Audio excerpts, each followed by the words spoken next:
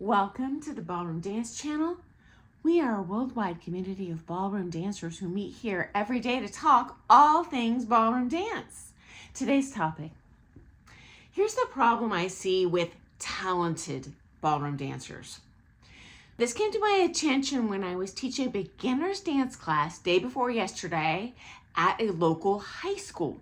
Their school assembly in preparation for an upcoming first school dance. So I taught the class, and then at the end, I ran a surprise competition. And I placed the top 6 couples, and they each got prizes. Anyway, at the start of this lesson, there were some ringers that stood out as obviously very talented, and some maybe less so. And I'll tell you what, guys, put your seatbelts on. It wasn't the most talented ones that were in that final. As a matter of fact, one that I completely did not notice ended up winning first place out of over 200 kids. So what was going on there? Let me tell you. Obviously, at the beginning, he must have been shuffling around terrified like most of the people in the room. But I'll tell you what, throughout the class, even though he clearly did not have a knack for what we were doing, his eyes were on me. When I would give the kids instructions, like, okay, grab your partner. Talented ones were afraid to throw it down. They didn't want to touch the partner. He just went all in, took hold, doing this, eyes on me the whole time. And the kid ended up winning the whole thing. Yes, you, boy in the green sweatshirt. Don't know what this kid's name was. So anyway, it did refresh my memory of something I have noticed over the years, which is the most talented ones are not the ones that end up on top. So firstly, what I've seen, when I teach a couple, whether it's kids, adults, they go into that first comp or first couple comps and they slay it because yes, there are people that are very naturally talented. Guess what? They don't stick to it. They drop out because when something is super easy, you don't stick to it. It's boring. It's not challenging. And I'll tell you what, you're not going to become a champion dropping out after newcomer. Okay, number 2, they buy into the myth of their own flattery. Okay, so what? You're a competitor. Great. You go up to that local social dance down the street and everyone's, oh, and you know what? You suddenly think that you're amazing. And guess what? You have so far to go. Guys, I gotta tell you, I've seen many people turn pro. They just barely got out of syllabus and everyone is showering them with accolades. And they do not become 1/100th of the dancer that they could have been had they actually not recognized that they are not God's gift as they currently are. And by the way, that is not throwing down professionals who only know syllabus.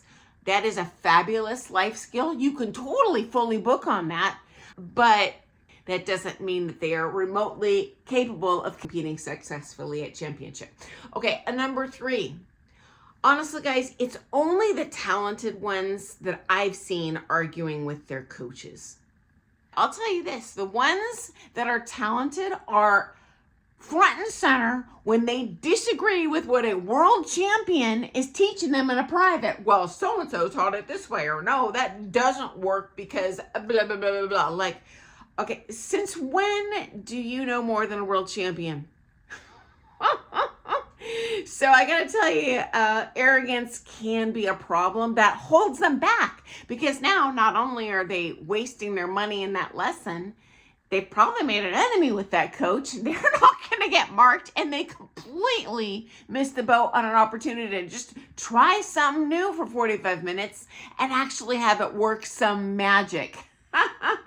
Okay, number 4.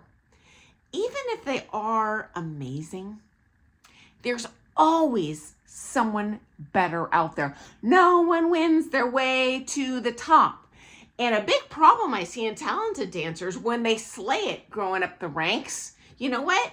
Get back in your lane, because you are going to go to a comp where you're used to winning first. You don't make it out of the first round. There are so many things in play here. So they don't develop what I call a thick skin, and they can't handle it emotionally. And I got news for you guys. Dance sport is not just a physical thing.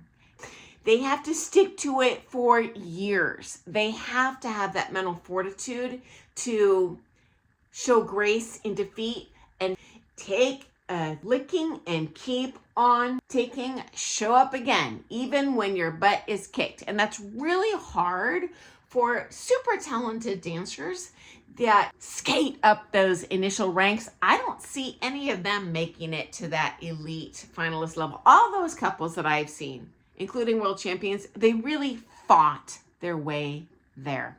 So anyway, guys, I do see people apologize in their lessons for, oh, I'm not talented. I'm sorry, I learned so slow. Like, not true. And also, shout out to my 3 students who helped me teach that huge lesson. I've taught bigger groups, but truth be told, when you're not on a stage and there's so many people, it's just hard to be seen. And they learn a lot faster when they can watch you do it. So they were in the middle of all these kids volunteering their time for free, which I was too, by the way. And the kids had a ton more fun because of their help. Yeah, thank you so much. Okay, I look forward to seeing you first thing tomorrow morning for some more things ballroom dance. Have an awesome day. Doodles.